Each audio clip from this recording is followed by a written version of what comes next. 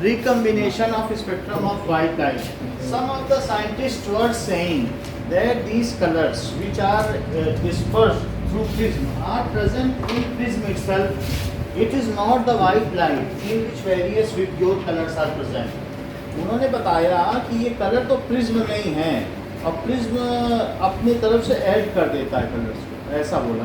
उनको ये पता नहीं था कि वाइट लाइट में कलर है कि क्या है, because earlier it was very less known about light. Light के बारे में ज़्यादा चीज़ें पता नहीं थी लोगों को। तो Newton has resolve this myth for all, जो एम्बिग्यूइटी थी उन्होंने इसको हमेशा के लिए रिजॉल्व कर दिया by taking two prism and keeping inverted to each other. तो उन्होंने ये काम किया कि पहले एक प्रिज्म लिया, उससे लाइट को उन्होंने क्या किया कि ऐसा ले करके अब एक स्लिट ली और स्लिट से इस पर लाइट डाली। स्लिट का मतलब है बहुत पिन पॉइंट होल कर दिया किसी भी मेटल में या एल्यूमिनियम फॉइल में पिन से, और उसी में वाइट लाइट डाली तो एक बीम, फाइन बीम इसके ऊपर आई। अच्छा, इस लाइट को यहाँ जाना चाहिए था तो लाइट लेके इधर ना जा करके यहाँ अलग अलग एंगल्स पर गई। तो ये जो अलग अलग एंगल्स पर गई तो यहाँ तक उसने उसके बहुत सारे कंपोनेंट आए, यानी रेड भी आया, ग्रीन भी आया, ऐसे डिफरेंट कंपोनेंट्स आ गए इसमें सबसे नहीं। हाँ, तो यहाँ तक आ गया। अब इसके बाद इस लाइट को यहाँ जाना चाहिए था तो ये अपने नॉर्मल पे नहीं गई। नॉर्मल पे ना जाकर क्या हुई, क्या ये और मुड़ी? तो ये और मुड़ी क्योंकि सबके अपने नॉर्मल में, तो नॉर्मल से दूर हटी क्या? तो ये भी दूर हटी और ये भी दूर हटी। तो इससे ये जो भी लाइट्स थी ये देखो दूर हट रही है। इसे जाना इधर चाहिए था, क्या इधर गई? यहाँ जाना चाहिए था कि नहीं रेड लाइट को, और इसको इधर जाना चाहिए था, क्या वो वहाँ गई? वो भी दूर हट गई। तो ये दोनों अपने हिसाब से दूर हटी। तो ये तो पहली बात है कि ये डिस्पर्सन हमने दिखाया। और कुछ लोग कह रहे थे कि जो डिस्पर्सन हो रहा है इस डिस्पर्सन का कारण प्रिज्म है और ये जो कलर्स हैं वो प्रिज्म में प्रेजेंट है। इट हैज बीन टोल्ड ये जो डिफरेंट कलर्स हैं ये इसी में प्रेजेंट है, and it is not that the colours are present इन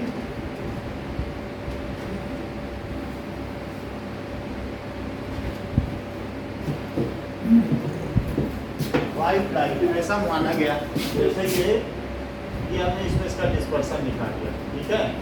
और भी कलर होंगे जो कि इसमें दिखाए गए हैं। सारे कलर नहीं, बस 2-3 दिखा रहा हूँ, ऐसा दिखाया। और यही कलर फिर आगे चले गए। तो अब ये जो कलर है दैट इज ये आगे जा रहे हैं, ठीक है। और तो फिर एक काम न्यूटन ने क्या किया, लेट अस सी। पहले ऐसे देखें फिर वीडियो के माध्यम से देखें।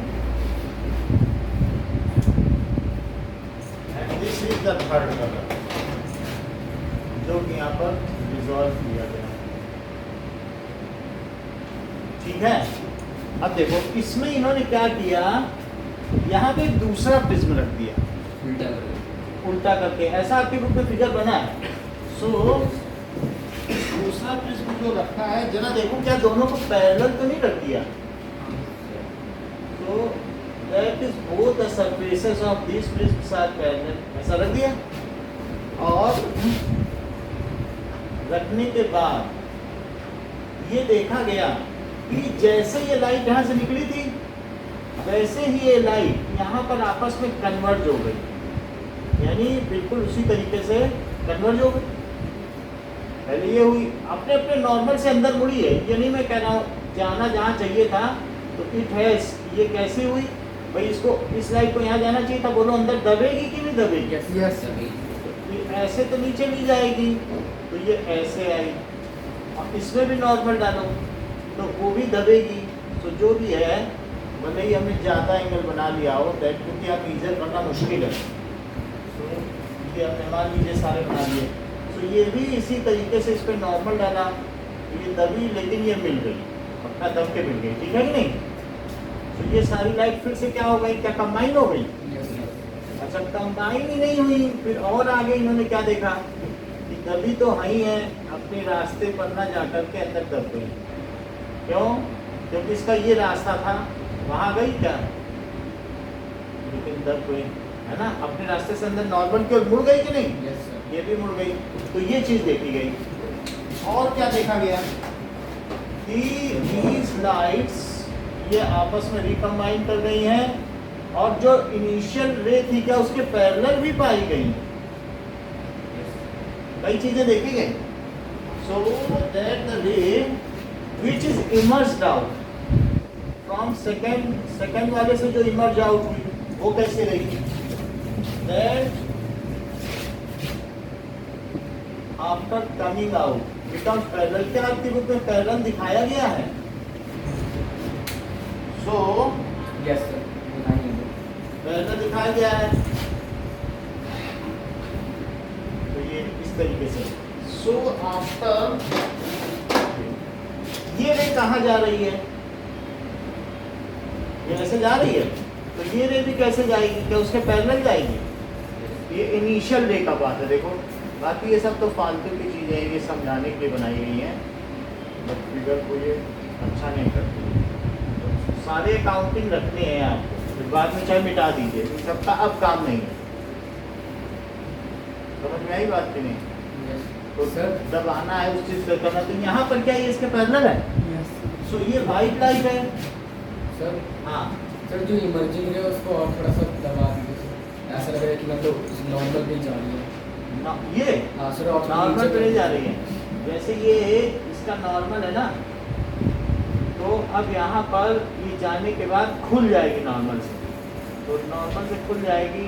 एक्चुअली ये इसको ऐसे आना है, इनके बीच में कहीं जाएगी, तो नॉर्मल से हटेगी, ये ऐसा होगा, अवे हो जाएगी ना, अवे हो जाएगी। फिर ये भी, but these should remain parallel, that we can not measure correctly ये, लेकिन आप ये जान लीजिए, ऐसा दिखाने की कोशिश करिए स्केल से, ये जो लाइट है इसके पैरेलल है। ओके, जाना इसे चाहिए था यहाँ, लेकिन ये खुल गई, ऐसे ही सब का भी सब ग्रुप में तो बोला है कि मतलब दिखाया कि वो दबते बाहर आता है। बाहर आते समय इनके बीच की कोई एक एवरेज रे लो, ऐसा मान के चलो कि ये इनका गवर्नर रे है, ये इनकी गवर्नर रे है, फिर इनकी गवर्निंग रे है, और फिर वो जहाँ जाए उससे वो हट खुल लो, मिड लो, उसी से डिस्पर्स हो। तो मिड ले लोगे तो अब देखो यहाँ नहीं जा रही ना, अब उससे खुल गई है, बस इतना ही सोचो। चलो साइंस का पेपर चलो, हो जाएगा, ठीक है। Yes. तो इतनी बात हो गई। So here it has been shown, ये खुद व्हाइट लाइट बन गई। सो अब इसके बारे में लिखेंगे, earlier scientists were स्टेटिंग that it is the prism which contains color। स्टेटिंग मतलब ये स्टेट कर रहे थे, बता रहे थे कि प्रिज्म में कलर हैं, that prism is containing colour and not the white light, white light में कलर नहीं है, ठीक है, नॉट द ये white light। Newton resolved this ambiguity for all।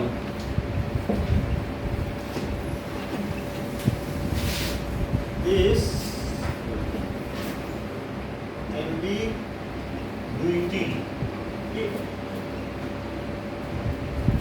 हाँ ये बात सही है। So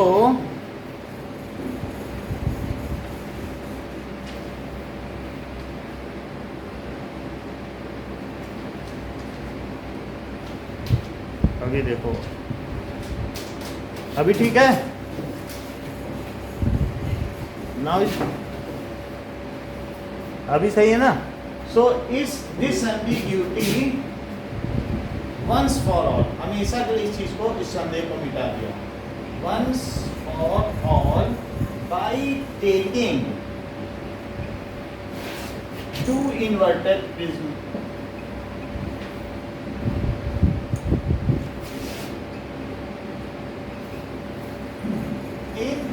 experiment.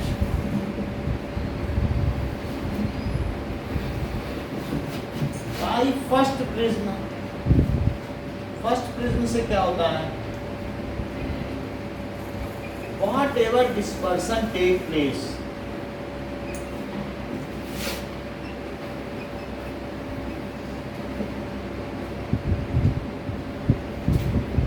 is recombined. अगर प्रिज्म उसको लाइट को दे रहा होता तो क्या दूसरा प्रिज्म फिर और कलर न खोल देता? अगर प्रिज्म का काम कलर ही खोलना होता तो फिर वो उनसे और भी कलर निकालता, जोड़ता क्यों? फिर तो जोड़ ना पाता कभी। तो इससे ये पता चला कि प्रिज्म ये नहीं है कि कलर देता है, बल्कि उनको वो उसका काम एक मैकेनिकल वर्क है, जो कलर से उनको डिफरेंट पाथ पे ले जाना और फिर एक साथ जोड़ देना। So whatever dispersion takes place by first prism, so what by first is whatever dispersion takes place is recombined by second prism. उसे किसने रिकम्बाइन कर दिया? Is recombined by second prism. This confirms that prism it not, ठीक है, prism does not contain colors. This confirms that prism does not contain color.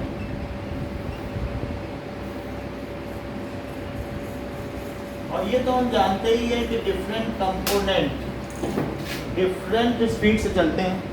So in medium different components of light travels with different speed, that's why they are bent at different angles.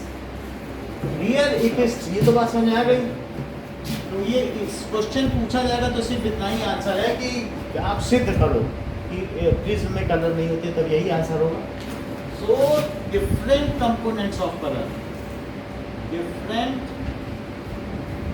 colors travels in prism, prism हो या कोई medium हो, with different speed, with different speed, hence these colors bend by different amount.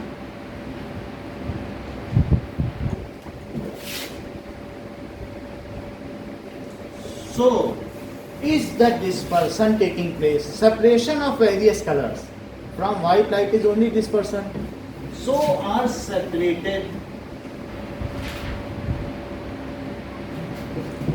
This is the dispersion. Further, various colors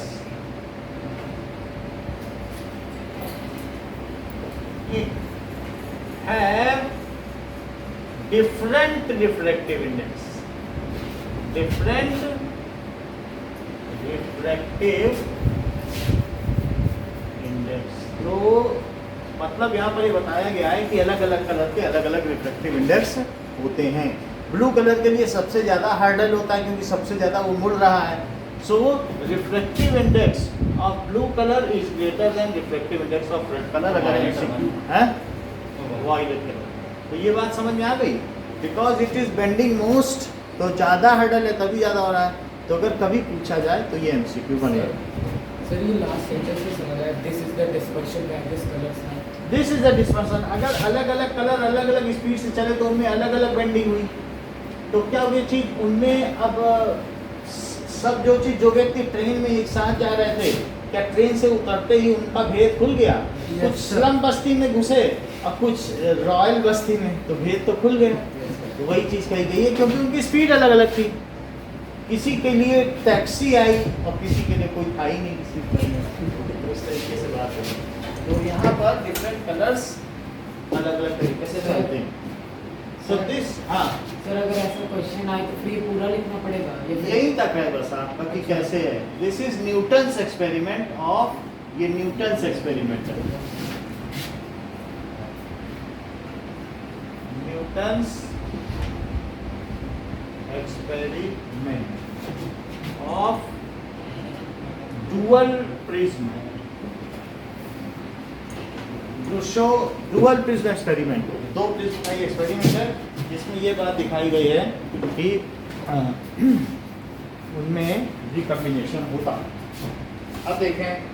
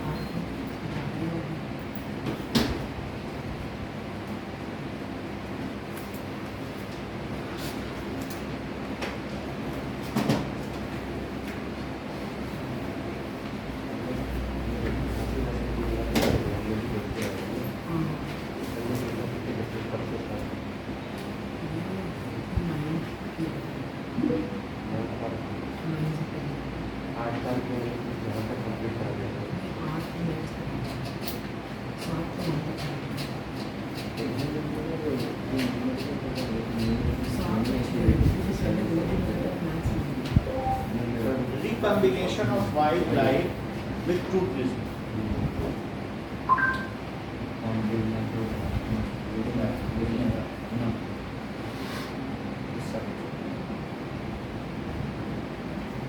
sir theorem से proof find करें।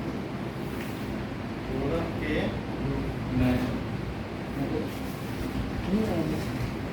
Force में नहीं, सो recombination देख लें। सपोज उनकी डेफिनेशन क्या है? क्या आप क्लास 12 एनसीईआरटी का सिलेबस घर बैठे इसको फ्री में करना चाहते हो और इंडिया के जो टॉप हिंदी और इंग्लिश मीडियम के जो टीचर अब इसी के साथ जो दे देगा तो वो दे देगा।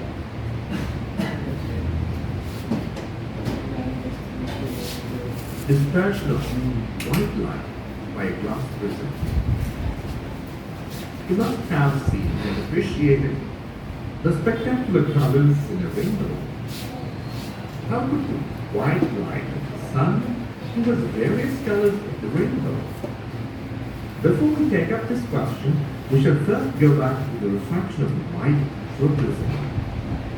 The inclined refraction surfaces of a glass prism show exciting phenomena. Let us find it out through an activity. If a prism is placed in a room and a narrow beam of white light is allowed to fall on one of its refracting faces, what do you observe? It is found that light coming out from the other face of the prism, इस तरीके से करना है। ये slit बन रही है the seven और स्लिट colors, से आ रही है व्हाइट लाइट डाल what दिया। are the seven colors that you see on the screen? बस इसकी मीटिंग डायग्राम देख लीजिए, बाकी इसमें दिया नहीं है ऐसा कोई। Indigo, blue, green, yellow, orange and red. This phenomenon, the splitting of light into its component colors, is called dispersion of light.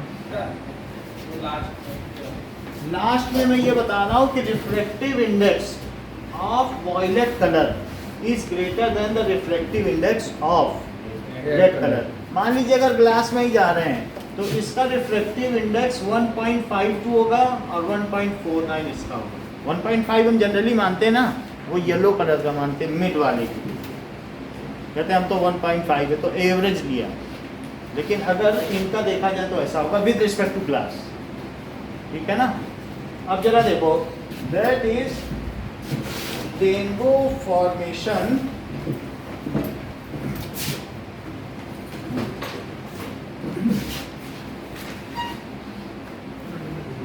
Rainbow formation ऐसा होता है कि जब ग्लास से पास होती है, जैसे हम लोगों के भी नया स्केल खरीद के लाते हैं तो थोड़ा बहुत उसमें कलर दिखता है कि नहीं, लेकिन वो उन चीज़ों को एक्सप्लोर नहीं कर पाता क्योंकि यहाँ पर ये एंगल को फैला रहा है। अगर आप एक प्रिज्म में देखोगे तो यहाँ पर ये क्या हो रहा है, आगे चलने पे और फैल जाएगा और फैलने पे फिर कलर मिलते हैं। तो ग्लास में भी डिस्पर्सन होता है, बट वो डिस्पर्सन ना होता तो जब आप किसी चीज़ को देखते हो तो उसमें आपको पता चल जाता है जो उसकी इमेज है पता चल जाता है ये इमेज और ये असली है, दोनों में फर्क तो पता चलता है ना, ऐसा तो नहीं है। तो वो उसके एक्रोमेटिज्म की वजह से, यानी इमेज ब्लड हो गई ड्यू टू उसके कलर की वजह से। लेकिन प्रिज्म एक ऐसी डिवाइस है कि उसका एंगल हम बदल कर उसके स्पेक्ट्रम को और खोल सकते हैं, खिला, जैसे फूल और खिल जाए, पेटल एक साथ हो खिल जाए, तो सारे कलर क्या दूर होते जाएंगे, और दूर रखो और दूर रखो तो अरे ये तो अलग अलग है, यहीं रख दो तो कुछ मिलेगा, तो यहाँ रखो। तो प्रिज्म एक ऐसी डिवाइस है न सिर्फ उसके कलर्स को खोलता है बल्कि उनको और वाइडर करता चला जाता है। और ये सब किस वजह से होता है? क्या एंगल ऑफ प्रिज्म की वजह से। तो एंगल था तभी तो फिर से जब दोबारा आया, दोबारा तो और कुछ नहीं हो रहा है, रिफ्लेक्शन हो रहा है, मैंने उसको दोबारा क्यों रिफ्लेक्शन कराया? वास्तव में मैं उन कलर्स को और खोलना चाहता था, एक्सप्लोर करना। सो एनीथिंग, कोई भी आपकी ग्लास डिवाइस होगी, चाहे ग्लास स्लैब होगा, उसमें रिफ्लेक्शन होगा ही होगा। बट दैट हमने चूंकि पिछले चैप्टर में ऐसा पढ़ा है, तो वहाँ पर हमने रिफ्लेक्शन पढ़ा है, वहाँ पर हमने डिस्पर्सन पढ़ा नहीं है। तो यहाँ पर भी जो कलर होंगे उनमें सारे कलर आएंगे, ऐसा नहीं है कि एक ही कलर आए, और लेकिन वो कलर अब बस सीमित जगहों पे रह जाएंगे, और सीमित जगहों पे रह के बस ऐसे आ जाएंगे। समझ में आई बात की नहीं? उनको दोबारा खुलने का मौका नहीं मिलेगा। और ऐसी स्थिति में आप देख तो लोगे, but you can not distinguish between them. इसमें सारे कलर हैं but it can not explore, खुल नहीं पा रहे हैं। सो ऐसा कभी भी नहीं होगा कि लाइट ऑब्लिकली जाए और डिस्पर्सन ना हो। It will take place. क्यों? क्योंकि सबके अलग अलग रिफ्लेक्टिव इंडेक्स हैं, इसलिए इमेज फॉर्मेशन में इनमें जो है कलर की वजह से जो धुंधलापन है उसको एक्रोमेटिज्म कहते हैं, वो एक्रोमेटिज्म मिलेगा। इस चीज़ को श्रेयान अच्छी तरीके से समझाएंगे एक्रोमेटिज्म क्या होता है। सर जब वाइट लाइट अगर सर प्रिज्म से पास करती है सर, तो वो जो है सर डिफरेंट कलर्स में वो सर डिस्पर्स होता है। लेकिन सर उन डिफरेंट कलर्स में से अगर वो फट से जब निकलते हैं तो सर वो जो है अब उनमें और कलर्स होते नहीं है सर, तो सर वो और ज़्यादा नहीं खुल पाता है, वो जैसे वैसे में सर प्रिज्म से वापस निकल जाते हैं। सही बताया। और थोड़ा बाहर देख लीजिए तो आपको और फिर इसमें और क्लियर आ जाए, क्योंकि आप उन चीज़ों को निहार रहे थे जो मैं यहाँ करवा रहा। तो जैसे कि आप लोगों ने देखा कि श्रेयान इस मामले में असफल रहे हैं, तो हमें इनसे प्रेरणा लेनी चाहिए।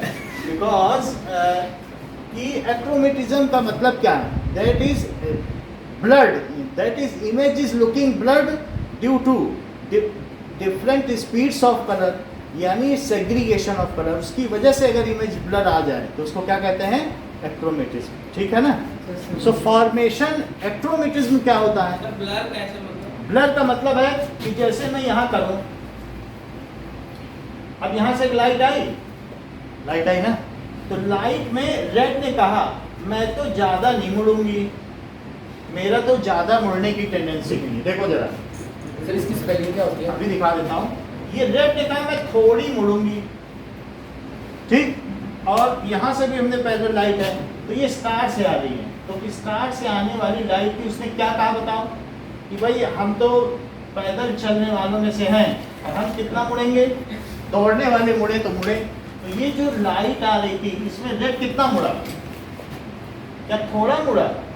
ये थोड़ा मुड़ गया। लेकिन ब्लू क्या कहेगा? हम तो दौड़ने वालों में से रेत में जाएंगे तो क्या होगा? तो जो वॉयलेट है वो ज़्यादा मुड़ गया, और जो दूसरे कलर हैं वो भी थोड़ा थोड़ा मुड़े।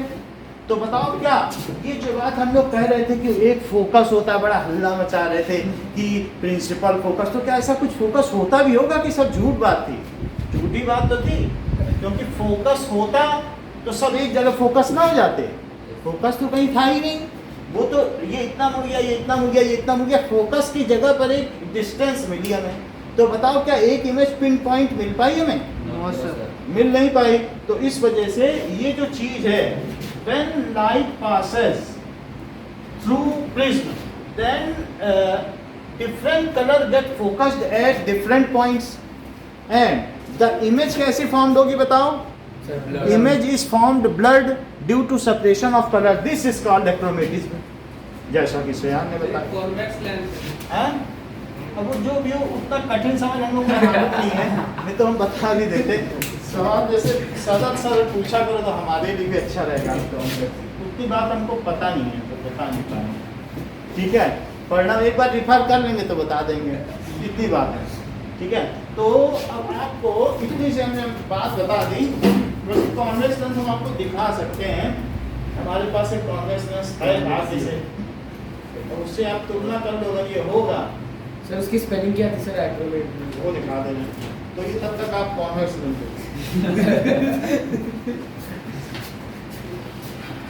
अगर ऐसा छू के देखो पता चल जाएगा, बीच में छू के देखो। यस ठीक है, चलिए इतनी बात समझ आ गई। तो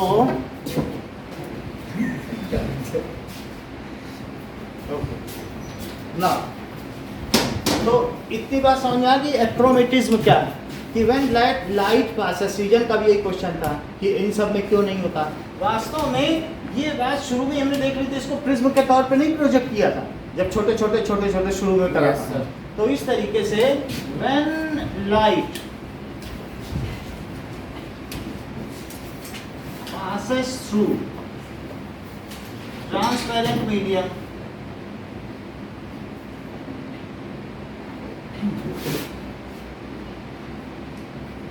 then transparent medium से जाएगा, then different colors are separated.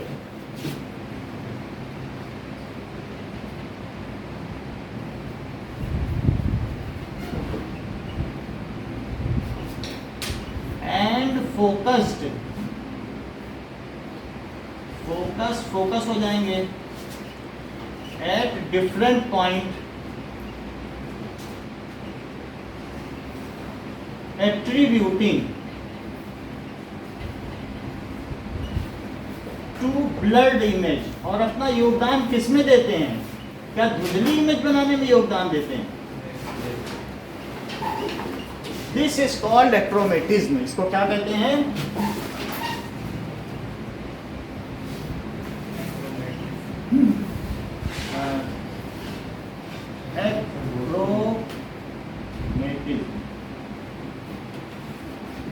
Sir ये डिफरेंट पॉइंट पर एट्रीब्यूटिंग है क्या? नहीं, इसको लिखो क्रोमेटिक एब्रेशन।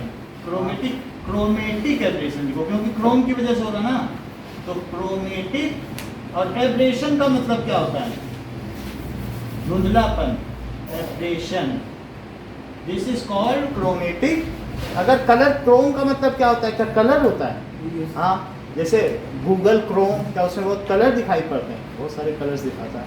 तो anything which is chroma means colour. तो क्रोमेटिक एब्रेशन, और एब्रेशन का क्या मतलब है? धुंधलापन। अगर लेंस की वजह से हो तो उसे क्या कहेंगे? Chromatic aberration. ये चीज यहाँ पे क्या है? Chromatic aberration. जैसे कई बार सीजन को भी देखा होगा, sir your first page of PDF is aberrated, तो फिर मैं तुरंत उसको बदल देता हूँ, यस इट इज एब्रेटेड।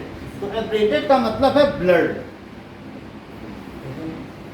है बात की नहीं? So it is chromatic aberration. लेकिन यहीं पर एक बात आप फिर पूछ सकते हैं कि सर फिर एक्रोमेटिक एब्रेशन क्या है? आपके हमें एक सवाल भी तो उठ रहा होगा ना कि आप भाई एब्रेशन अगर दो तरीके के हैं, तो आपने तो सर क्रोमेटिक बता दिया, अब हम एब्रेशन किससे पूछें? तो उसके लिए भी जवाब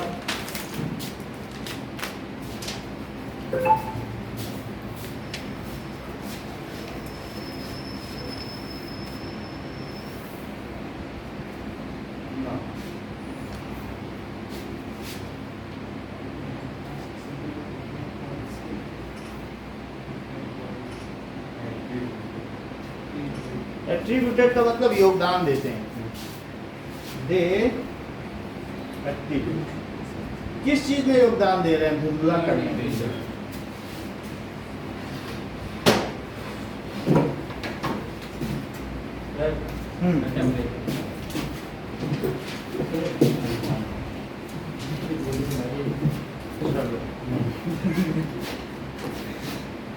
देखो फिर इन्होंने बोल दिया सीजन योर स्क्रीन इज एब्रेटेड, मतलब अब एब्रेशन का मतलब क्या है?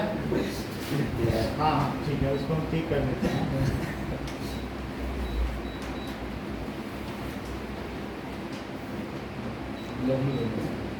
अच्छा, अब इसको कैसे ठीक किया जाए? मैं फिर से एक बार, और लोगों को सीजन ही तो है यहाँ अकेले जितनी बार बोलेंगे करना पड़ेगा। हाँ,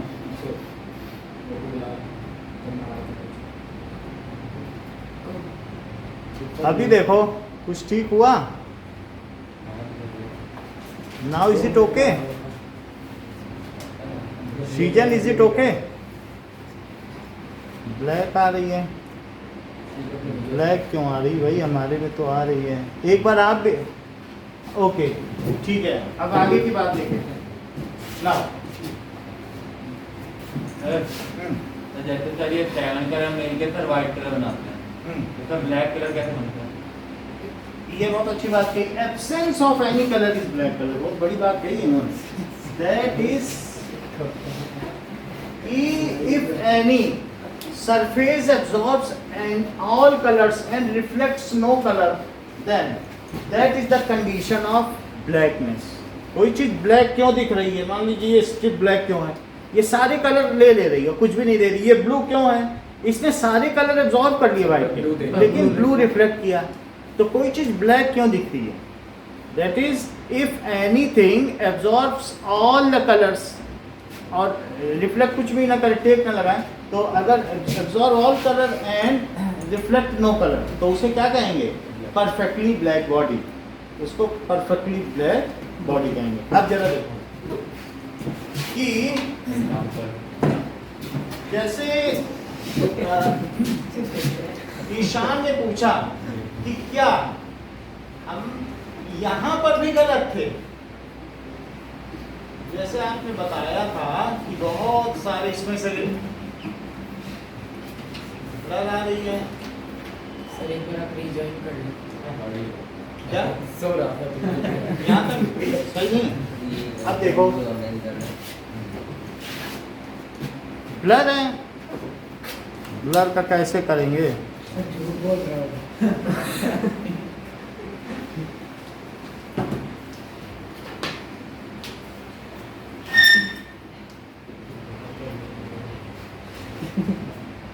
हाँ बताओ, ठीक नहीं है क्या? कोई कलर नहीं रिफ्लेक्ट होता। Anisa, is it not correct? बताइए। ओके तो एक मिनट रुको, फिर ठीक करते हैं। ठीक है, कितनी बात हो गई ना? यहाँ तक बात हो गई। तो ईशान का क्या कहना था कि क्या अगर क्रोमेटिक एब्रेशन समथिंग होता है तो क्या एक्रोमेटिक एब्रेशन भी होता है? यानी ये ऐसा कह रहे थे ईशान कि ये जो मार्जिनल रेज हैं वो ऐसे जाएंगी और जो इधर वाली हैं फोकस वो ऐसे जाएंगी। ये इन्होंने कहा दो फोकस, देखो अभी भी बोल दिया। यानी इनको ये बात पता रहती है, भले ही बताया ना जाए। तो जैसा कि आप लोग देख रहे हैं तो दूसरी वाली से आएगा ना? बहुत अच्छी बात कही। मतलब जैसे ये रेस है तो दूर वाली रेस पास से जाएंगी और पास वाली रेस दूर से जाएंगी। तो इसकी वजह से जो इमेज है कहाँ से कहाँ तक बनेगी? फोकस को ये पॉइंट कभी था ही नहीं। हम फोकस फोकस कहते रहे विद बीट्स एंड ड्रम्स, लेकिन यहाँ कुछ फोकस था ही नहीं। Image was found between this. Sir आपने ऊपर की तरफ 2 लाइन से रखी, नीचे की तरफ 1 लाइन से 2 तरफ दे दी। गलत किया तो इसको गलत, जो गलत चीज है उसे गलत माना जाए, सही चीज को सही माना जाए।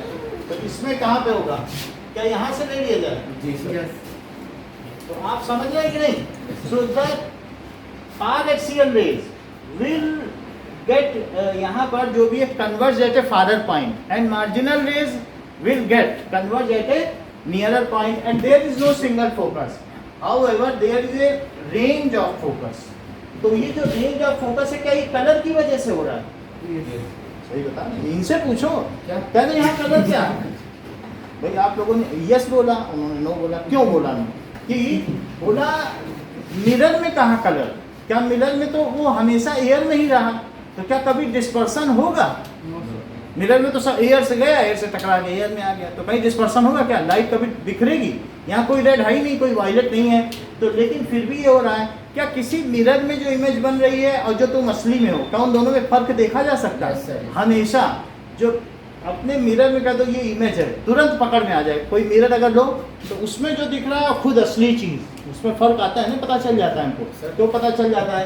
क्योंकि यहाँ भी एब्रेशन हो रहा है, और इसको क्या कहते हैं? Achromatic aberration. मैंने बता दिया, इट इज कॉल्ड अवर्णीय विपर्णन, बिना वर्ण का विपर्णन। That is sir achromatic. Sir उधर आपने ठीक है। एचडी लगाया सर, उधर आपने क्रोमैटिक में एचडी लगाया। लगा दीजिए जहाँ पे सी एच है, CH में है। ठीक है, अब ये देखो, ये चीज समझ में आ गई ना, एक्रोमेटिक। अब इसमें कभी कुछ पता नहीं चलेगा कि ऐसा वीडियो करके, यहाँ तक समझ में आ गई? आपने ऊपर की तरफ सर अलग से पास करिए सर, नीचे की तरफ एक ही पॉइंट से पास करें। हाँ सर। ये इसको सर ये फिगर समझ नहीं आ रहा। फिगर ठीक कर लो। सर सर चार्ज पे लगा दीजिए सर ये फोन बैक। चार्ज पे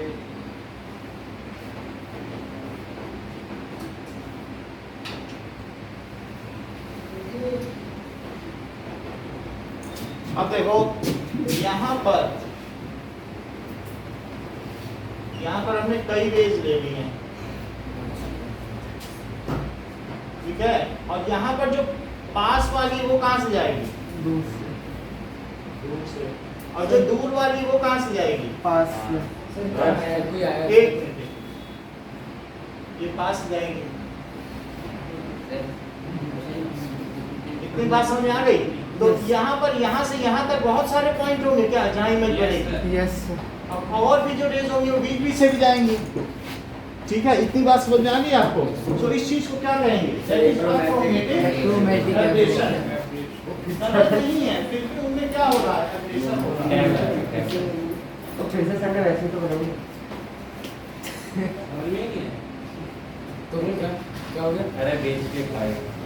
क्या क्या देखने का इरादा है सर? समझ क्या बोल रहे हैं? ठीक है, तो इस चीज को कैसे दूर किया जाए? क्या कहीं आपको ऐसा लगता है कि जो गाड़ी की हेडलाइट है वो पैराबोलिक होती है? तो पैराबोलिक होती है, कोई ऐसी तो नहीं होती है। और उसके फोकस में, यानी जो सर्च लाइट है वो भी पैराबोलिक है, सब कुछ पैराबोलिक है। क्यों पैराबोलिक है? क्योंकि अगर पैराबोला में, सर आपने वो तो लास्ट में लाइन है ना सर, उधर से दो लाइन पेज ले ली फिर गड़बड़ किया क्या? हाँ सर। सर लास्ट ये तो ठीक ही नहीं होता। चलो फिर से देखिए, तेरी लोग 1 2 3। अब थोड़ा सा ध्यान से करेंगे, पास वाली को दूर से करो। Yes sir. अभी सही है ना? Yes yes. और जो दूर वाली है पास से। अब ठीक बना जाए। कभी भी अच्छी बात कह दी गई तो वीडियो गड़बड़। इतनी बात समझ में आ गई कि नहीं? ओके, तो ये एक्रोमेटिक एब्रेशन है। अगर मान लीजिए ऐसा पैराबोलिक मिरर हो तो क्या हो? पैराबोलिक मिरर में सारी रेज एक जगह से जाएंगी, तो इसलिए जितने भी सर्च लाइट होती हैं वो सब कैसी होती हैं? पैराबोलिक। क्योंकि उनके फोकस में हम बल्ब लगा देते हैं और उनसे निकलने वाली सब पैरेलल। आपने कार की हेडलाइट देखी, ऐसी होती है, कभी खुली हुई देखी है पीछे? पैराबोला है ना, निकली हुई। या नहीं तो स्कूटर की देख ली होगी। हाँ यस सर। स्कूटर में हर जगह जो भी कहीं भी लाइट होगी, छोटे से छोटे आपके अगर कहीं साइकिल में कहने लगी तो ये टॉर्च की निकाल के देख ली होगी, वो भी कोनिकल होती है। सर बाइक के आगे भी जाती है सर। ऐसे नहीं होती है, और उसमें यहाँ पे बल्ब होता है, तो पैराबोला हुआ कि नहीं? Yes sir. तो ये चीज है। तो एक्रोमेटिक एब्रेशन को कैसे मिटाया जा सकता है? पैराबोलिक मिरर लेके। क्रोमेटिक एब्रेशन को कैसे मिटाया जा सकता है? पतला लेंस लेके। वैसे मिटेगा नहीं, बहुत पतला लेंस लो तो थोड़ा बहुत ही एब्रेशन होगा, फिर भी रहेगा। Okay, now we are coming to rainbow formation. तो व्हाट इज रेनबो फॉर्मेशन? इस चीज को हमने नोट कर लिया होगा। सर ये एक्रोमैटिक एब्रेशन की बोली है sir. Definition. The aberration which takes place in spherical mirrors is called, उसे क्या कहेंगे? नहीं chromatic aberration. Achromatic. Yes. The aberration which takes place aberration, डी भी एक ही रखो। So the aberration which takes place, ठीक है, which किस में हो रहा है? The aberration which takes place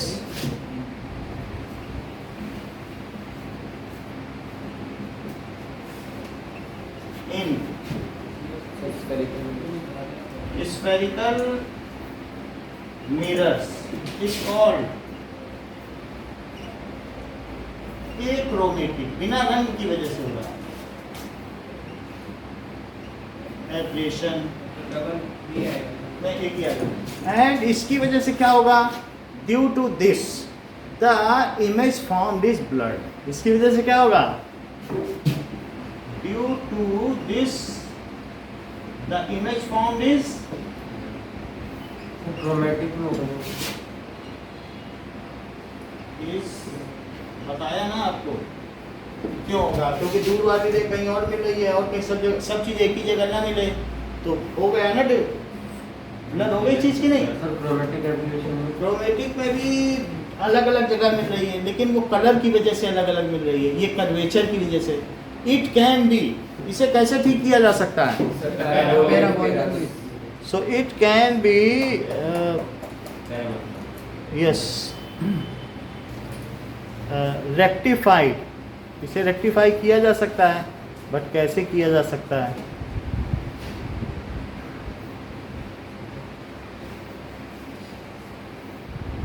एक मिनट,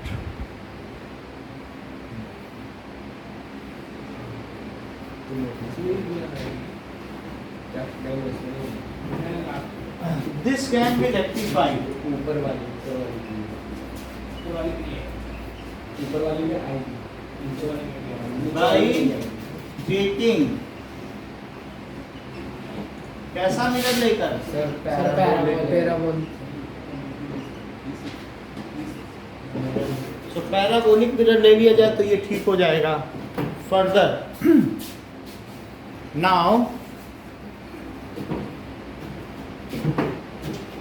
एक्रोमेटिक एब्रेशन को कैसे ठीक किया जा सकता है?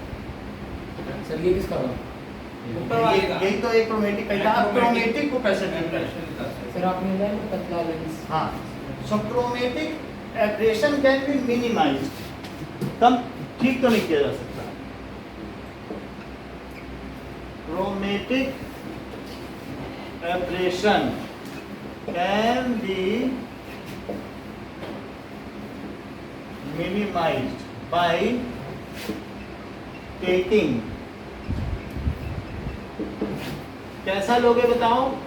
सर लेंस, अगर मान लीजिए थिन लेंस ले लें, नहीं तो वो जितना मोटा हमने लेंस लिया ना, अब इतने मोटे मोटे लेंस होंगे तो इसमें कलर भी आएगा। आप देखोगे कुछ भी देखोगे तो there is not so clear, कोई भी चीज ऐसा लग रहा है जैसे वो चीज नहीं है जो होनी चाहिए ना ओरिजिनल।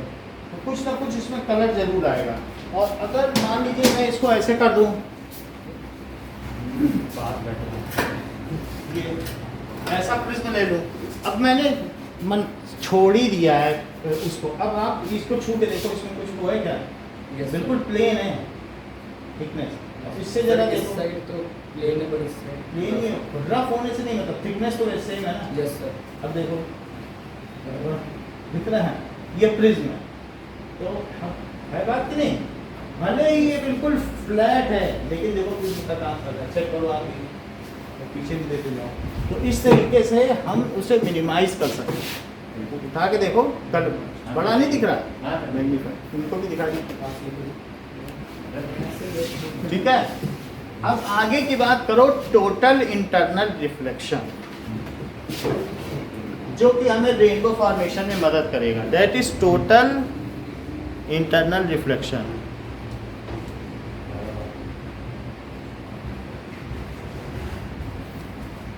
बीच में मिस हो गया था, अभी ठीक है Nisha? Is it okay? Total internal, हाँ बोलो। सर एक बार ये एक्रोमेटिक का बताना। हमने ये बात बताई कि मान लीजिए अगर आपको एक क्रोमेटिक एब्रेशन हटाना है तो पैराबोलिक लेंस लेना चाहिए और क्रोमेटिक एब्रेशन हटाना है तो कैसा लेना चाहिए? Sir thin thin lens. Lens. बस इतनी सी बात सर है। Lens thin thin lens lens। और वहाँ पे मिरर की बात है। टोटल इंटरनल रिफ्लेक्शन क्या होता है? कहीं क्या आपने कभी सोचा है कि ये जो मछली है, सर हाँ ये रेनबो फॉर्मेशन तो कंप्लीट हाँ उसी का ही तो बता उसी का रहे है? हैं। हाँ। अच्छा अब जैसे टोटल ये मछली है तो इसमें इसे इतना ही आकाश क्यों दिखता है? ये कभी सोचा है कि इतना आकाश है सिर्फ उसके लिए उपलब्ध है, बाकी सब काला काला? ऐसा सर आईज उसके ये सही बता रहे। It is due to total internal है ना। इन्होंने बात कही कि अर्जुन की नजर मछली की आंख पर थी, वो उसी से संबंधित है। लेट अस सी। तो जैसा इन्होंने बताया कि अगर हम यहाँ कांटा डालते हैं तो मछली ऐसा नहीं है मुंह उठा के फंस जाए, लेकिन ये टोटल इंटरनल रिफ्लेक्शन की वजह से वो हमें देख ही नहीं पाती। Yes. उसके लिए सिर्फ इतना आकाश उपलब्ध है, वो उसके बाहर के आदमी को देख ही नहीं पा रही। और यहाँ पर ये हमने कांटा डाला तो इस ये जो भी है सो उसको आटे को देख पाती, लेकिन हमें नहीं देख पाती ये कौन आटा डाल रहा है। Is it okay? तो इस चीज में यहाँ पर फंस जाती है। ओनली दिस मच कौन इज अवेलेबल। अब देखो what does it mean by total internal reflection, इसको करके भी दिखाएंगे। सर सर आपने बोले प्लेन पर तब भी लाइट तो इसमें सर यहाँ पे आके कन्वर्ज हो आ रही वो प्रिज्म की वजह से, जो इसके चारों तरफ के प्रिज्म है वो एक ही जगह पे करवा रहे हैं। ठीक है? सो अब देखिए, ठीक है? दो लेंस अब देखो इधर, भाई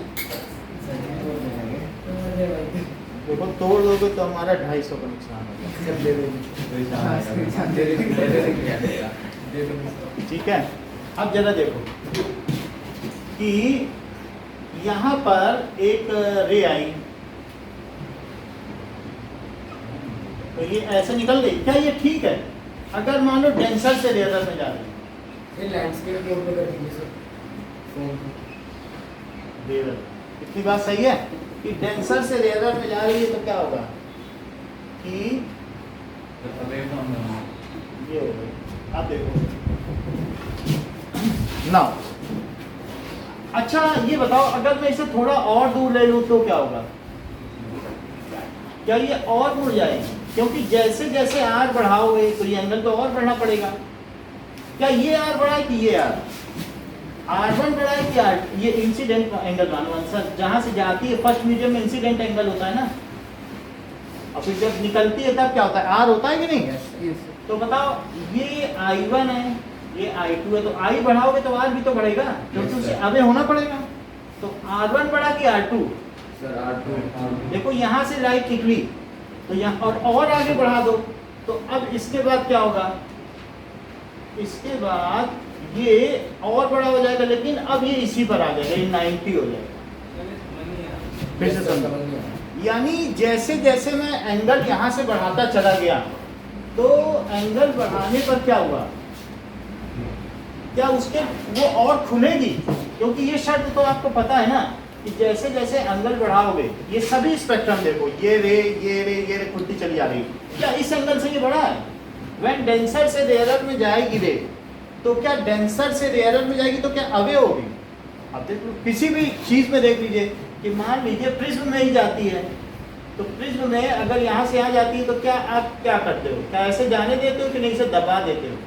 सर दबा तो यहाँ पर भी अगर डेंसर में जाए तो दबा देते हो। अब मान लो वही चीज जब रेयरर में गई तो क्या करते हो? क्या खोल नहीं देते? या फिर तो एक टाइम पे 180 डिग्री भी होना चाहिए। ये समझ में आने की बात कि नहीं? तो यहाँ पर गया तो ये ऐसे हट गया, लेकिन और बड़ा एंगल किया इंसिडेंट, ये आई उससे बड़ा तो और हटेगा, क्योंकि सीधा तो नहीं जा सकता है, और हटेगा, और बड़ा कर दो भाई, बड़ा एंगल है, ये बड़ा लग रहा है कि ये सर आई, तो क्या ये और नहीं बड़ा होगा? क्योंकि इसे तो खुलना पड़ेगा। लेकिन एक समय पे तो तुमने हद ही कर दी, I3 कर दिया, तो अब ये 90 डिग्री हो गया दूसरा एंगल। इस एंगल को कहेंगे critical angle. Critical angle is that incident angle eight विच, जहां पर क्या होता है? That incident angle eight which the reflection angle is grazing angle. Grazing angle का मतलब है बिल्कुल सरफेस पे चले, जैसे गाय घास चल रही है, इसको क्या कहते हैं? ग्रेजिंग। गाय तो जमीन सरफेस चलती है। तो अब यहाँ पर I3 क्या हो गया? That is C। फिर से देखो कि अगर मान लो मैं इसके आगे बढ़ जाऊं तो क्या हो? सर नीचे वाले तो क्या ये अब आप ये सोचते हो कि ये इतनी आ जाएगी? Yes, sir. नहीं, नहीं। अब इसके आगे ये ऐसे नहीं आएगी कि थोड़ा और बढ़ जाए। नाउ इट विल फॉलो, या तो उसे रिफ्रैक्शन के लॉ फॉलो करने या रिफ्रैक्शन के बीच के नहीं फॉलो कर सकती। ये नहीं कर सकते, देखो हमने डाला इतने पे और आई इतने पे, 60 पे डाला 70 पे आगे, देखो हमने दोनों को डिफाई कर दिया ना। ऐसा नहीं होगा। जैसे ही ग्रेजिंग एंगल के ऊपर आएगा, अब इसे किसको फॉलो करना पड़ेगा? Law of Reflection. रिफ्लेक्शन। अभी तक क्या फॉलो कर रही थी? Law of reflection. रिफ्लेक्शन को कर रही थी, लेकिन आप अगर क्रिटिकल से बढ़ा दोगे तो क्या होगी? लॉ ऑफ किसको फॉलो करेगी? Reflection. क्योंकि 90 के बाद ये नहीं करना कि 91 आ गई। फिर इस चीज को कहते हैं टोटल इंटरनल रिफ्लेक्शन। इस चीज को क्या कहते हैं? Total internal total reflection. Internal reflection. अब जरा हम आगे देखें, समझ नहीं आएगा। फिर से समझो सर। कि जरा मैं इस चीज को करके दिखाऊं। हाँ रिफ्लेक्शन और रिफ्रैक्शन में क्या? सर हाँ सर यहाँ पे आपने दिखाया तो सर एक टाइम ऐसा भी नहीं है कि इधर 0 डिग्री हो या फिर 180 डिग्री हो। अब देखो 0 की डिग्री सभी चीजें कि ये हमारे पास, इसके पास पानी रखा भी हुआ है।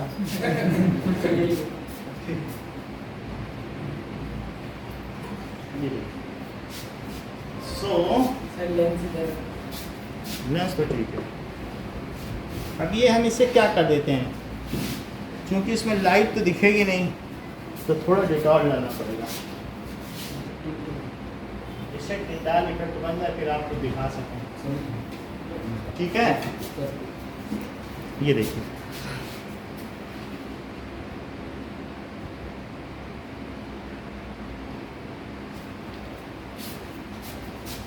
ना। अब जरा देखें कि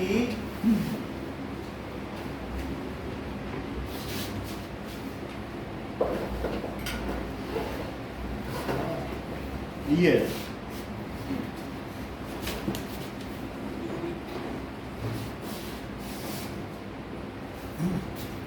चलिए कहाँ से मीडिया क्या, चलिए सर ये सब अमेजन से।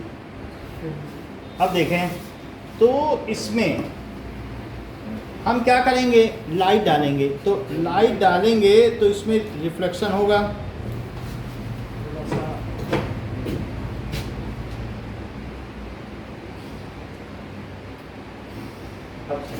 अब देखो तो यहाँ पर देखो, ये क्या वापस आ रही है?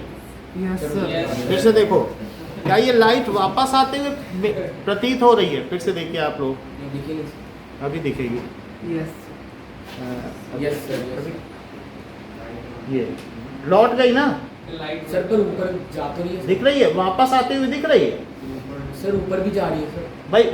एक समय ऊपर आएगी, लेकिन एक ऐसा पर्टिकुलर एंगल होगा जब ये ऊपर नहीं जाएगी। नीचे भी यस देख. सर फिर अभी इसे नीचे आना पड़ेगा। हम एंगल बढ़ाते गए तो क्या पूरी तरीके से खूब चमकदार तरीके से नीचे आ रही है। Yes, sir. और ऐसे पहले किया था तो हल्की हल्की है, क्योंकि थोड़ा बहुत होगा, लेकिन ये ऊपर ही चली जाएगी, है ना। फिर नहीं है कुछ, फिर इंटरनल रिफ्लेक्शन नहीं। लेकिन जैसे बढ़ाया सो क्या फुल 100% नीचे आ रही। यस सर समझ में आई बात कि नहीं? यस सर तो ये चीज क्या कहलाएगी? That is total Total internal internal reflection. Internal. ये समझ में आई बात कि नहीं? देखो बोलो प्रवीण। यस तो इंटरनल रिफ्लेक्शन क्यों हुआ? जैसे ये देखो हमारे पास ये ग्लास स्लैब, तो क्या ये चीज ग्लास स्लैब में भी होगी?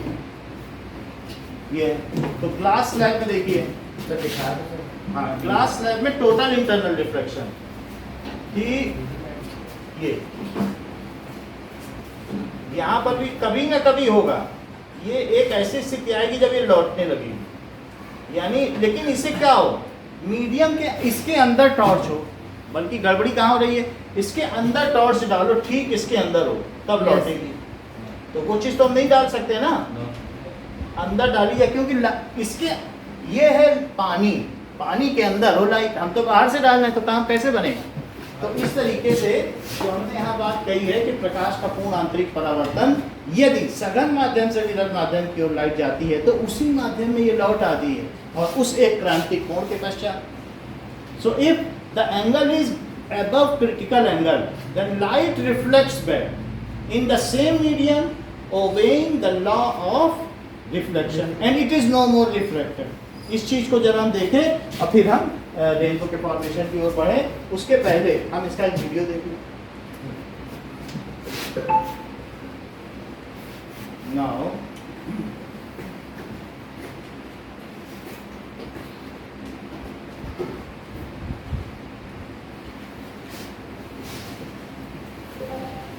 टोटल इंटरनल रिफ्लेक्शन, इसमें जो थोड़ा बहुत काम का है वो ही आएगा, अदरवाइज सर ये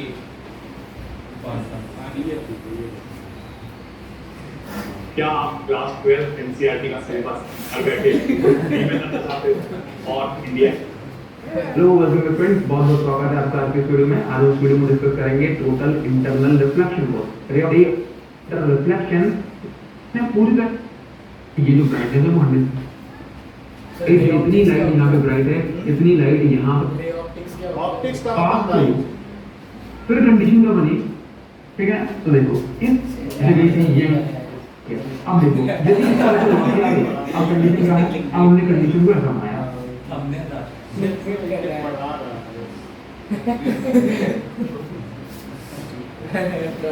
सबसे अच्छा है इससे करो पूर्ण आंतरिक परावर्तन.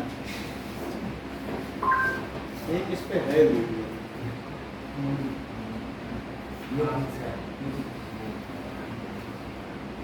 बट हमने आपको दिखा दिया है उसी तरीके से. ये है, ये दिखा है. हम इसी को वीडियो डाल देते हैं. आके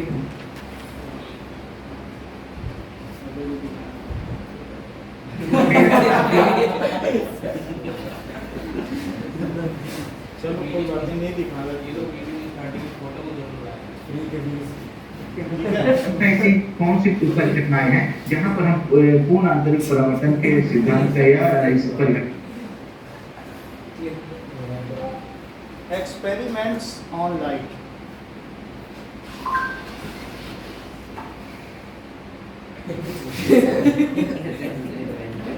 ये रहा, इसमें है, लेकिन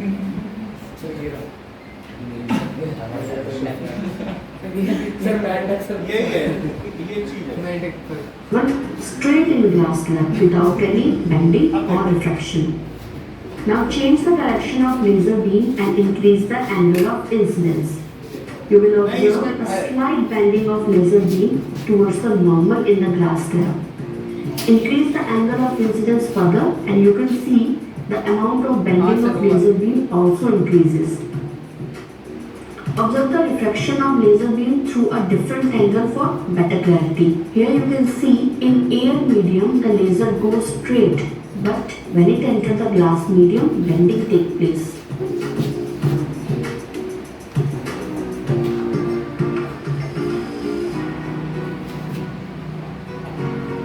Let's now understand the phenomenon of refraction deeply.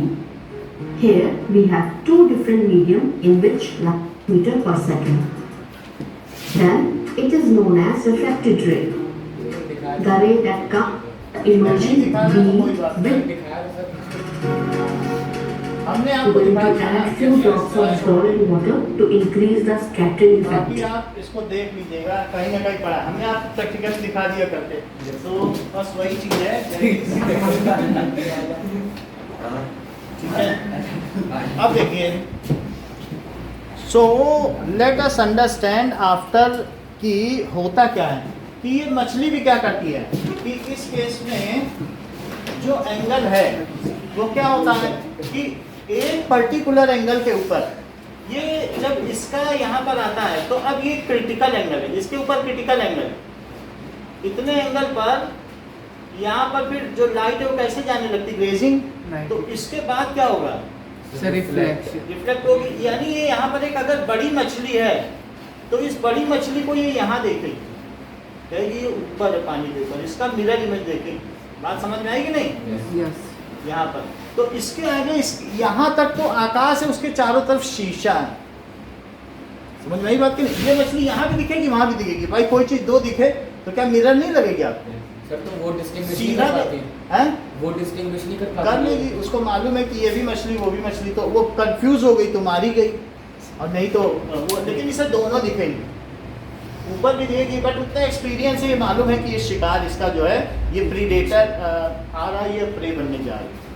तो चारों तरफ ऐसा दिखेगा क्योंकि ये एंगल इसके लिए क्या है, क्या ये क्रिटिकल एंगल है? Yes sir. तो ये जो क्रिटिकल एंगल है 40 डिग्री है, 40 डिग्री के एंगल तक ये जितना आकाश देख ले तो देख। सर क्रिटिकल एंगल हमेशा 40 क्रिटिकल एंगल 24 डिग्री सबसे कम होता है डायमंड के लिए। जरा देखो तो ये डायमंड की मैंने कटिंग की है, राइट पास में, और इसमें क्या हुआ ना, इसमें ये जो डायमंड के अंदर कटिंग की, गुजराती लोग बहुत अच्छी कटिंग करते हैं। सो अब इस डायमंड की कटिंग में जब ऊपर से यहाँ से कहीं से भी एंगल आएगा तो क्या वो क्रिटिकल एंगल से ऊपर है, 24 से ऊपर है, 24 से ऊपर है तो क्या अंदर चला जाएगा, बाहर नहीं निकल पाएगा। भाई क्रिटिकल से ऊपर होगा तो बाहर कहाँ जाएगा? अभी देखा आपने कि नहीं, हमने लाइट डाली थी अंदर ही आ गई कि नहीं? बाहर से देखोगे तो अंधेरा दिखेगा, बल्कि रात को भी उसमें लाइट ही नहीं दिखेगी। अभी मैं लाइट ऑफ करके दिखाऊं ना तो उसकी वाटर की सरफेस डार्क है, तो इसमें ये जो चीज़ है लाइट अंदर आई, लेकिन जब ये यहाँ टकराई तो क्या यहाँ फिर से ये 24 इस तरीके से इसकी कटिंग की गई है कि ये कभी 24 से कम ही नहीं होता। फिर लाइट आ तो रही है लेकिन अंदर ही अंदर घूम रही है, और अंदर ही अंदर अगर घूमती चली जाए तो इसके निकलने की सिर्फ ये सरफेस है, धीरे धीरे निकल जाए तो निकल जाए। Light can inter from any flat surface, however it is always greater than. और जो यहाँ से आती है पर्टिकुलरली, वो जब अंदर जाती है तो वो कितने एंगल पर जाती है? 24 से ज़्यादा। तो अगर कभी भी किसी ने डायमंड की रिंग पहनी है तो लाइट जाने के 5 मिनट तक चमकती रहेगी। क्यों? क्योंकि उसमें उस लाइट को जब ट्रैप हो गई तो बाहर निकलने में कितना देर लग गया बताओ? 5 minute. So let us see that is glittering of diamond at night. Platinum gold की बात नहीं है, ये एक तरीके का रिफ्रैक्टिव इंडेक्स है। So glittering of diamond during night, shining diamond की रिफ्रैक्टिव इंडेक्स की वजह से। लेट अस सी ये क्यों हो रहा है। इसके नीचे वाला ये देखो, सो अगर इसमें दिखाएगा, ये नहीं नीचे वाला ये, सो ये देखो, ये जो नाइट में है इसकी शाइनिंग देखो, सब कुछ कहीं लाइट ही नहीं है, लेकिन जो इसके अंदर कैद हो गई वो क्या कर रहा है? हाँ ये देखो, सर ये भी सो लाइट है, ये जो लाइट है वो जगह गया। सर ये भी तो डिस्पर्शन कर रहा है सर लाइट का बीच बीच में। 1 मिनट, ये देखो, ये दिख रहा है। किराए पर इतनी तो डायमंड क्या है कि इट इज क्या कर रहा है, चमकता है रात में। सो ये यहाँ पर ये बात दिखाई गई है। अब हम देखें तो क्रिटिकल एंगल डायमंड के लिए क्या है? 24 डिग्री 24।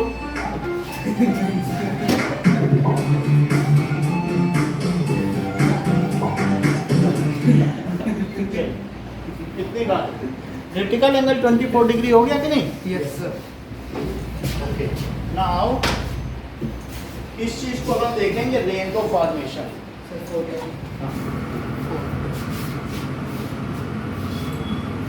नमस्कार दोस्तों,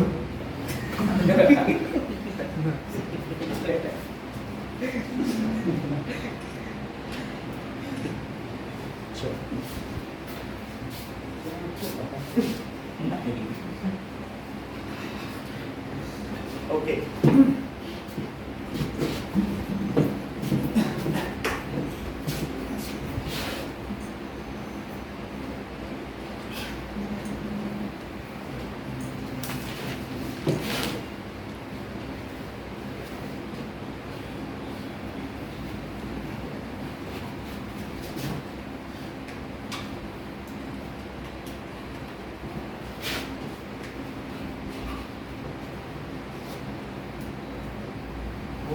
इसलिए भी डिटेल में पढ़ा रहे हैं क्योंकि चीज़ छूट जाती है तो फिर पता नहीं चल पाता, तो टर्म्स तो पता होनी चाहिए तभी आप कहीं समझ सकोगे। Yes sir. बेसिक चीज़ें पता होनी चाहिए। डेफिनेशन क्रिटिकल एंगल हमने आपको बता दिया, total internal total internal reflection को भी बता देते हैं, इसकी डेफिनेशन दिखा दें। That is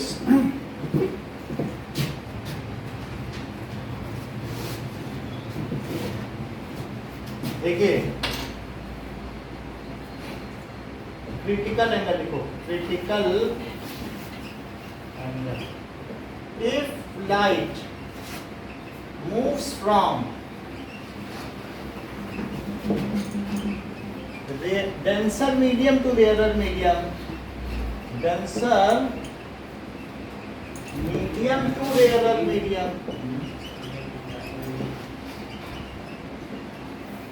then it bends away from normal, bends away from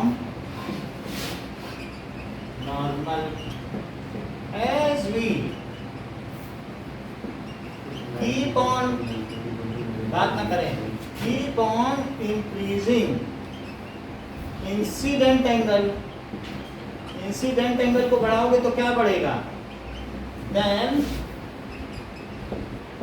angle of reflection भी बढ़ेगा। ऐसा क्यों होगा, क्या स्नेक्स लॉ के हिसाब से, क्योंकि वो कांस्टेंट बना रहेगा ना, sine i by sine r, वो तो डिफरेंट नहीं हो सकता, वो बढ़ाओगे तो उसको भी बढ़ना पड़ेगा क्योंकि रिफ्लेक्टिव इंडेक्स तो नहीं बदल सकता ना। So angle of reflection increases at certain maximum incident angle. Certain maximum incident angle जो है एंगल ऑफ रिफ्लेक्शन कितना हो जाएगा, रिफ्लेक्शन बिकम्स कितना हो जाएगा, ठीक बता रहे हैं 90 डिग्री, नहीं वो सही बताया हूँ ना। जब एक चीज क्या होता है, इसी चीज को तो दृश्यम कहते हैं कि अगर एक चीज देख ली जाए तो आदमी फिर नहीं भूलता कि फिर क्या है, और उसको भुलाओ भी तो सपने में भी सत्य बोलेगा। तो उन्होंने बता दिया कि जब एंगल ऑफ रिफ्लेक्शन 90 डिग्री हो जाए तो जो एंगल ऑफ इंसिडेंस हो उसे क्रिटिकल एंगल का, यही तो बताया ना उन्होंने। तो यस आप जो समझ नहीं पाता, वास्तव में जो मूर्ख होते हैं वो ज्ञानी की बात पर हंसते हैं, ये भी एक सही बात। तुलसीदास सत्य बोला करते थे लेकिन लोग हंसा करते थे, और वो सत्य बोले जा रहे हैं लेकिन लोग कोई ध्यान ही नहीं दे रहा। So the angle of reflection becomes 90 degree, that angle of incidence is called critical angle. उसे क्या कहते हैं, that angle of incidence is called critical angle 90 degree होता है 25 डिग्री। ये बहुत अच्छी बात कही है क्रिटिकल एंगल की। क्रिटिकल एंगल पर एंगल ऑफ रिफ्लेक्शन 90 डिग्री, बहुत बड़ी बात कहती इन्होंने कि जब क्रिटिकल एंगल है तो एंगल ऑफ रिफ्लेक्शन 90 डिग्री। और ये भी इन्होंने बताया कि वाटर में क्रिटिकल एंगल 40 डिग्री और डायमंड में कितना है 24। ये ना होते तो कौन बताता, यस है बात की नहीं। तो इस तरीके से डायमंड में ये है। So if the reflective index is more than the critical angle is less, ज्यादा होगा, जिसमें डायमंड में सबसे ज्यादा है 2.42 उसका रिफ्लेक्टिव इंडेक्स है, तो क्रिटिकल एंगल मिनिमम है। और वही उसको प्रेशस स्टोन बनाता है तो स्टोन ही 2.42 क्या है, उसका रिफ्लेक्टिव इंडेक्स है, that is speed of light upon speed of diamond.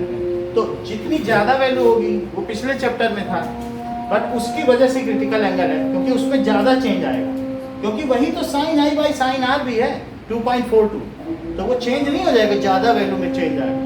तो इस तरीके से दैट यानी क्रिटिकल एंगल समझ में आया।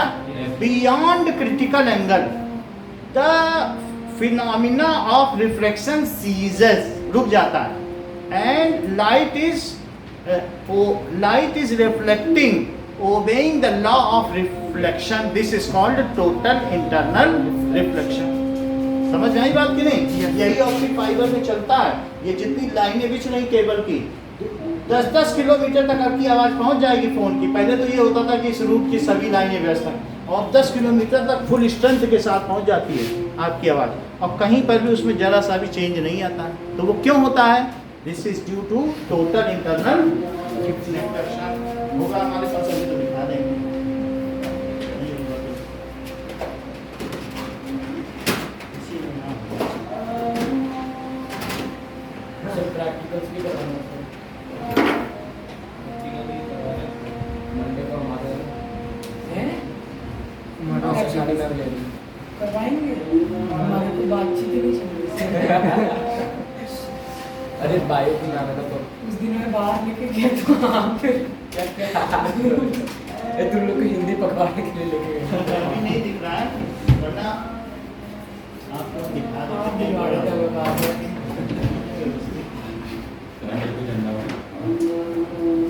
ठीक है। एंड बियॉन्ड क्रिटिकल एंगल क्या होता है?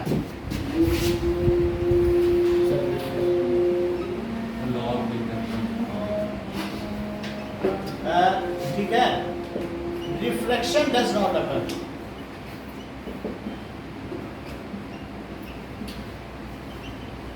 And light starts reflecting. Light क्या होगी? Starts reflecting obeying the law of reflection.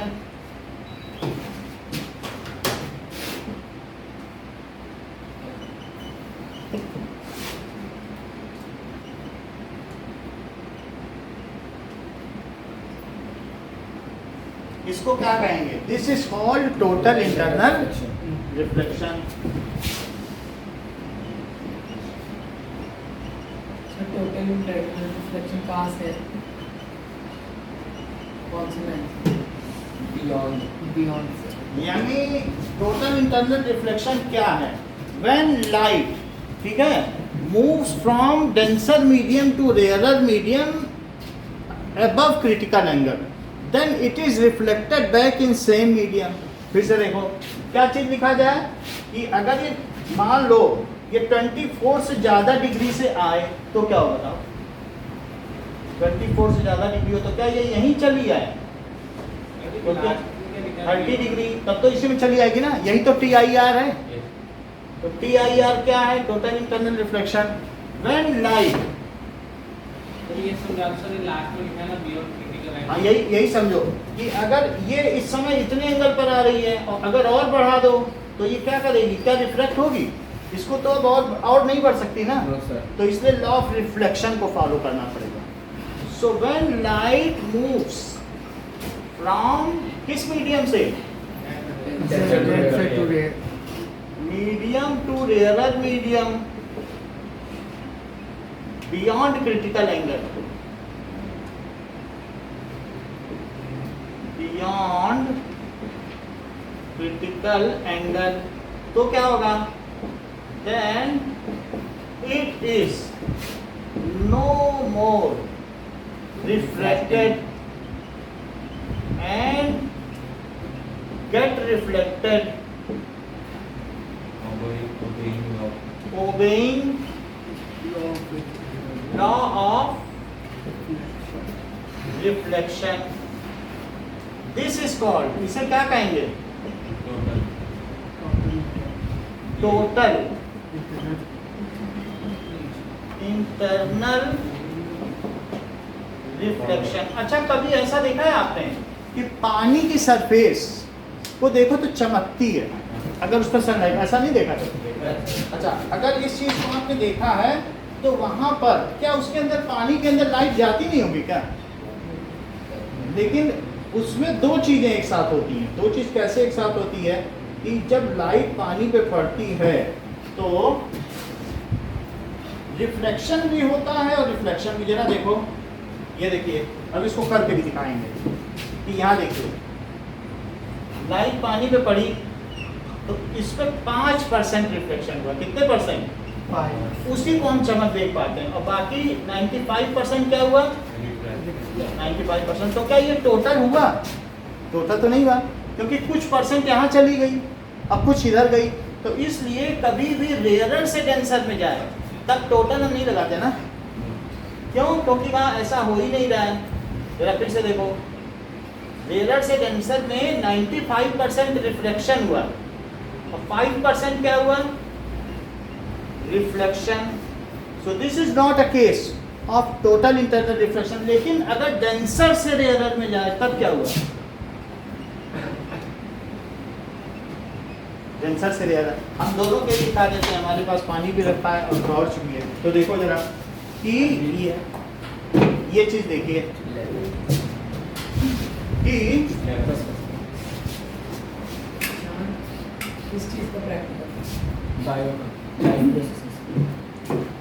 हाँ. जैसे ये अगर मान लो मैं इस पे ऐसे लाइट डालूं, ठीक है, इसको थोड़ा बढ़ा लें, तो यहाँ पर ऊपर भी जा रहा है. आपको लगेगा ऊपर क्यों जा रहा है? ऊपर भी है ना, रिफ्लेक्शन नहीं हो रहा है क्या? ऊपर क्यों लाइट पड़ रही है? क्योंकि रिफ्लेक्शन. और अंदर भी जा रहा है क्या? Yes sir. देखो अंदर भी जा रहा है, ऊपर भी जा रहा है. तो ये तो चीटिंग है. Yes, आधा sir. का. और अभी देखो, अब ऐसे केस में मैं अगर बिल्कुल रिफ्लेक्शन करूँ, ऊपर उसकी छाया तक नहीं, उधर उधर दिख रही कुछ? सर हो रही है. उधर छोड़ दो, उधर तो रिफ्लेक्शन ऐसे हो रहा है, मतलब इधर होना चाहिए कि नहीं? तो क्या उधर जा रही है कुछ? एक अंश भी नहीं है. कुछ दिख रहा है उधर क्यों? इसमें नहीं दिख रहा. इसमें देखो, यस तो इसमें दिख रहा है आपको, लेकिन ऊपर कुछ नहीं दिख रहा ना. सर वो अब ये टोटल इंटरनल रिफ्लेक्शन देखो हाँ पहले. सर अभी इसलिए. रुको जरा, ये यस अब नहीं दिख रहा है ना उधर. No sir. तो उधर नहीं दिख रहा है ना भाई. वो चीज़ क्या है, वो यहाँ से निकल रही है, वो निकलने की अलग बात है. हम उसको भी एलिमिनेट कर दें, मतलब सबसे बड़ी बात है वो नीचे दिखेगा तो दिखने दो, ऊपर नहीं दिख रहा ना उसको. No sir. तो इसका क्या मतलब है? टोटली इंटरनली रिफ्लेक्ट हो गई है, ऊपर नहीं दिख रहा. तो इस वजह से इसे क्या कहा जा रहा है? Total internal reflection. ये वाटर की सरफेस है, तो वाटर की सरफेस पे से देखा जा सकता है जो भी चीज़ है. थोड़ा सा हम ऐसे कर लें तो आप लोग भी देख पाएँ. ये अब दिख रहा है बिल्कुल क्लियर, ठीक है. ये चीज़ें समझ में आ गई. इसमें Yes, दिख sir. रहा था ऊपर, हाँ सर. लेकिन इसमें नहीं दिख रहा है. तो टोटल वर्ड पे डाउट तो नहीं है अभी आपको नो सर. कि टोटल क्यों कहा गया? इतना ही लगता है. Thank you sir. Thank you sir. कल 9 बजे टेस्ट है. सर कल पेपर मिल जाएंगे. हाँ बोलो, बताइए. चलो सर पूछ रहे कल पेपर मिल जाएंगे. Address mail. बोलो बोलो बोलो अनिशा. ईशान तू मत बोला, तुलसी को बोले. भाई वेट बोलो. अरे तो शर्मा. बताइए. अरे हाँ बोलो. एनीथिंग. हाँ सर वो आप कल तक पेपर मिल जाएंगे. सर बोल रहे हो जाएंगे. हाँ लेकिन कल जब करके दोगे तभी तो चेक होंगे. ये इम्पोर्टेंट. अरे नहीं हाँ बोलो. अनिशा क्या बोल रहा है? कब से बताएंगे. थ्योरम के प्रूफ नहीं आएंगे, पेपर यहीं आके देना है. सर इस वीक में जो पढ़ा है वही आएगा ना मैथ्स में. मैथ्स में ट्रायंगल आएगा. सर पूरा स्टार्टिंग से. ट्रायंगल तो पूरा ही आएगा ना. 6.4 कंप्लीट हो गई. नहीं. हाँ हो गया. हाँ हो गया. खत्म खत्म. 6.5 का फर्स्ट क्वेश्चन हो गया. अच्छा हाँ. अच्छा इस हफ्ते तो इस हफ्ते से ट्रायल स्टार्ट हो. अच्छा हमारा तो तेरे को भी नहीं पता था. यहीं तक खत्म हो गया 4 का फर्स्ट शुरू. नहीं thank you sir. Welcome. Thank you sir.